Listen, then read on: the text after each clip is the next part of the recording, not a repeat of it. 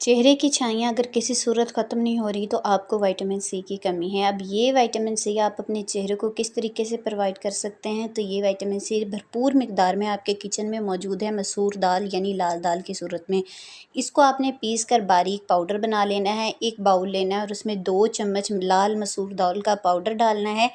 इसके अंदर आपने 1 चम्मच शहद का ऐड करना है और इसको अच्छे तरीके से आपने मिक्स करना है। शहद आपके दाग धब्बों को दूर करता है और मज़ीद आने वाली प्रॉब्लम्स को रोकता है। 1 चम्मच दही का ऐड करके खूब अच्छे तरीके से मिक्स करना है। अगर आपका पेस्ट ज़्यादा थिक हो तो आप थोड़ा-सा दही और ऐड कर सकते हैं। अच्छे तरीके से मिक्स करने के बाद आपने अपने धुले हुए फेस के ऊपर इस मिक्सचर को 25 मिनट के लिए हर रोज़ लगाना है। 25 मिनट के बाद हल्के हाथों से मसाज करके इसको सादा पानी से धो देना है। चंद ही दिनों के इस्तेमाल के बाद आप देखेंगे कि आपके चेहरे की तमाम छाइयाँ दूर होंगी। बिफ़ोर एंड आफ्टर रिज़ल्ट आपको चंद दिनों में देखने को मिलेंगे।